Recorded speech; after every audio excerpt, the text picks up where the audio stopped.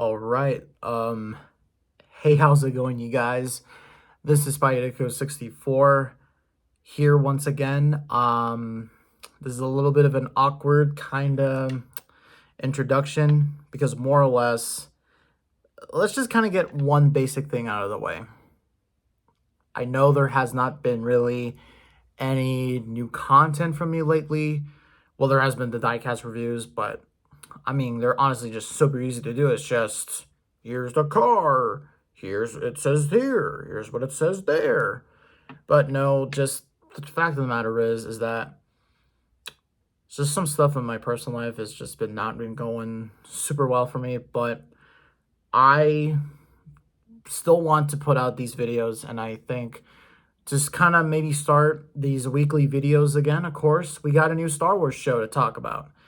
The Ahsoka series, of course, the brand new show on Disney Plus that tells the story of Ahsoka Tano. So, with that being said, I'm just going to give you my brief sort of thoughts on it, brief little thoughts, and what do I think will the show be going for them. So, first of all, going into the series, one thing though that I was kind of really interested in and what they would do is, of course, the character Ahsoka, and as well as, the Rebels characters, all were in animation. I was kind of interested to see if they would do a recap of the Rebels cartoon. And I gotta really say, for people that are going in and who may not know some of these characters here, I still think, though, it's a pretty good introduction, well, especially maybe to the Rebels characters and all that sort of stuff. And I have no doubt that we're probably going to get a lot more in-depth on kind of their past a little bit and all that sort of stuff. Well, of course, us Star Wars fans who have seen the cartoons know of their story and stuff like that. Now, of course, people have already been introduced to Ahsoka for quite some time now. So, to basically keep it brief and simple, this show follows up from what it seems like to be after Ahsoka's debut episode in live action in The Mandalorian, the season 5 episode, no, the season 2 the season 2 episode, The Jedi, where she captures this I think I call her the late spear lady or something like that. But no, her name is actually Morgan Elsbeth. She is a henchman of the Grand Admiral Thrawn. She told Ahsoka that the map to Thrawn is on this planet. She goes to that planet, gets the map, which is like an orb, fights a couple of HK droids. She gets out of there with the help of Hue. I think that's Hue is of course the droid that is accompanied with Ahsoka. So it's pretty cool to see him around, kicking around. Mostly thousands of years after, the Old Republic era. And so then, basically what then happens from there is that, Hera then tells Ahsoka, oh, there's these lightsaber people that are involved with the capture of Morgan Elsbeth and all that sort of stuff. So then Ahsoka is like, all right, well, we're going to see what we can do and stuff like that. Hue scan their lightsabers and all that sort of stuff. But Hera also tells Ahsoka, hey, yo, you should probably check out Sabine. She's really well into art and all that sort of stuff. And then we cut to Lothal, the main planet in Star Wars Rebels. And I gotta really say, Lothal looks incredible in live action. Looks really cool. It looks just so well done. The CGI in this show is really top notch, I gotta admit. Also, Clancy Brown is in this, which is pretty funny. It's weird because he voiced a character in Rebels that had a white beard, gray, had a white beard, white hair, and all that sort of stuff, or gray, I guess I should call it. And he fits his character super well. I don't know the name of the character, but basically there's this whole celebration of the Battle of the Fall when Thrawn got sent out to the unknown regions by a bunch of space whales and all that sort of stuff. They then introduce Sabine Wren. But Sabine is on her speeder with this really weird rock theme going on. I actually like that a lot. Being chased down by a couple of pilots who are piloting E-Wings, a obscure kind of ship that was in the Legends continuity in Star Wars. So that was pretty cool to see. They told her to stand down, but she doesn't and goes off to the communication tower where Ezra used to live in. And then basically from there, we then, of course, then find out, basically, throughout these next few couple scenes where Sabine is dialed up. Basically, what happens is that Ahsoka is on Lothal and all that sort of stuff, and she needs help with trying to uncover or trying to unlock this map and all that sort of stuff. So one thing though that I'm gonna be really interested to see is what really happened between Ahsoka and Sabine, because from what it seems like, they split off, or Ahsoka was trying to teach Ahsoka the way of the Jedi, or at least she's not force sensitive, which I do want to just say that right off the bat. But one thing though that is very important is they haven't seen each other in a while, and they aren't getting along with each other and all that sort of stuff. So basically what happens is that Sabine is like, hey, I want, to see this orb, back at my shed and all that sort of stuff. But Ahsoka's like, nope, I want you to stay here. And then Sabine goes off, and she actually doesn't crack the code. That is until, and this is kind of another part where I want to now to next talk about the villains. So the villain story here is very interesting. We're introduced to, Morgan Elsbeth, who of course did appear in Mando Season 2.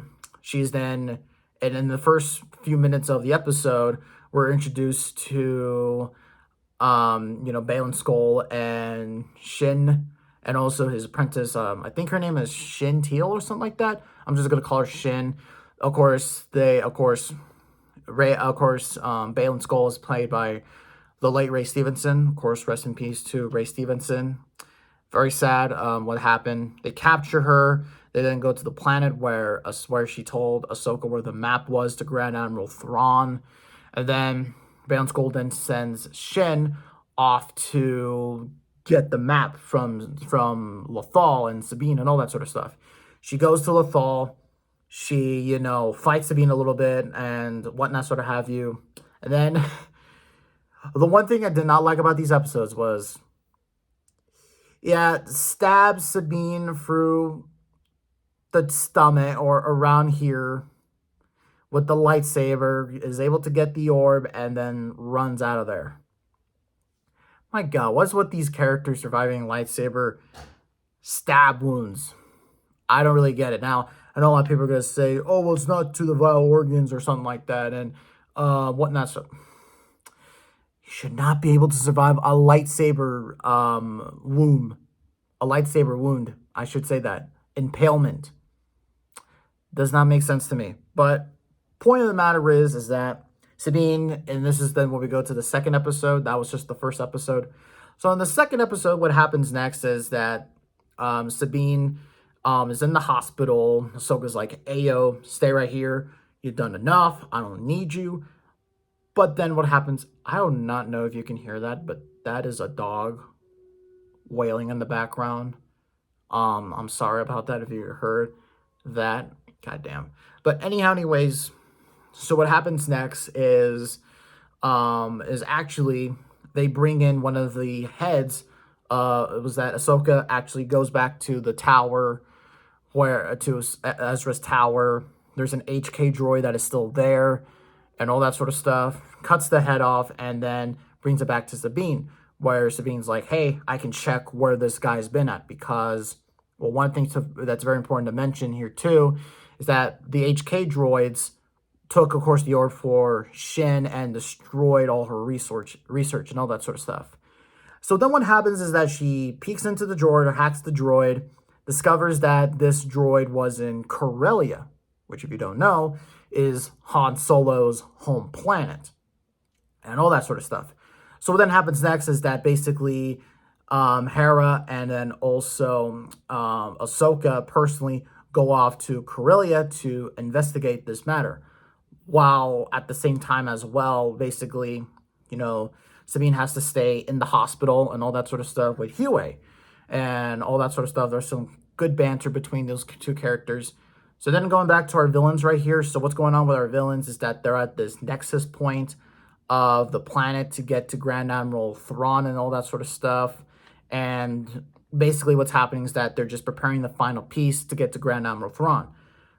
Basically what happens is that Morgan Elsbeth shows a map of the galaxy, and then Thrawn is like all the way in like the outer in like the unknown regions and all that sort of stuff and whatnot, sort of have you. So very interesting stuff right there and such. But also we find out that Morgan Elsbeth is a Dathomirian witch, a survivor. So very interesting right there. And what happens next is that we've seen Shin, of course, steal we've seen Shin, of course, steal the orb from Sabine and all that sort of stuff. But however, though, one thing is very important to mention is that one thing that they need is a big old hyperdrive for the ship they're going to go on and all that sort of stuff, which is where we get to Corellia, where basically what happens here is that Hera and Ahsoka go to Corellia. Bit different than how we saw in Solo. It's a nice day in Corellia and all that sort of stuff. We then, of course, get to see they're showed around the place and all that sort of stuff. And what they find out is that all the workers were all loyalty or are ex-Imperials, but they're loyal to the Empire.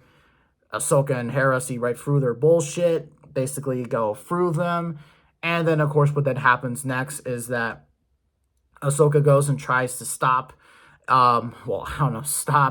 them from getting away with the big old hyperdrive, while Hera goes off in the Phantom, the little ship that they had for the Ghost. We have not seen the Ghost in the show yet, interestingly enough. Kind of weird thinking about that. Or does the Ghost have a hyperdrive? I'm not actually so sure.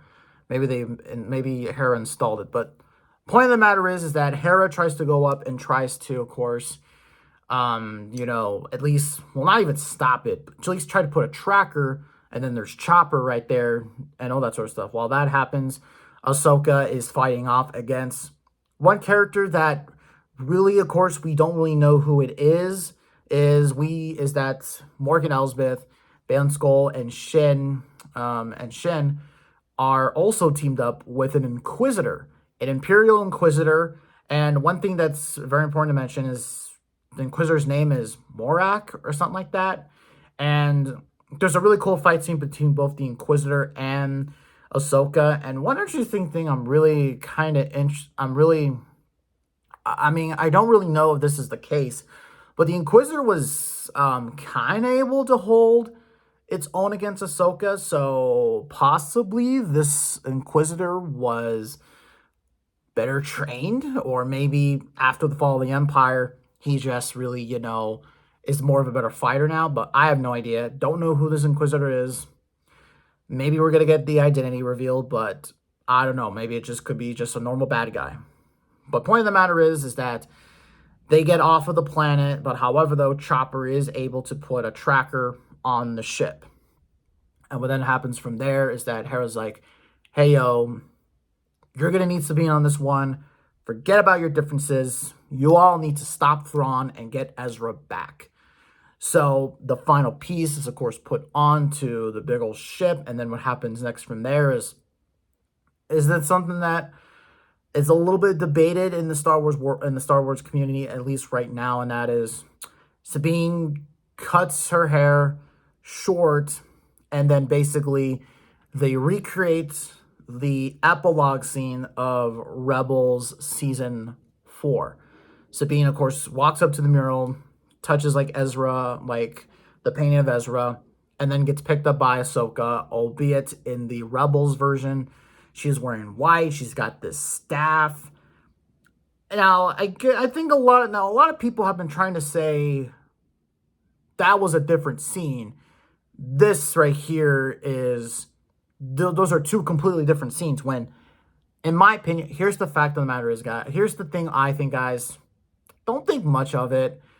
I just like to think I like to think of this. Filoni was probably thinking, you know what?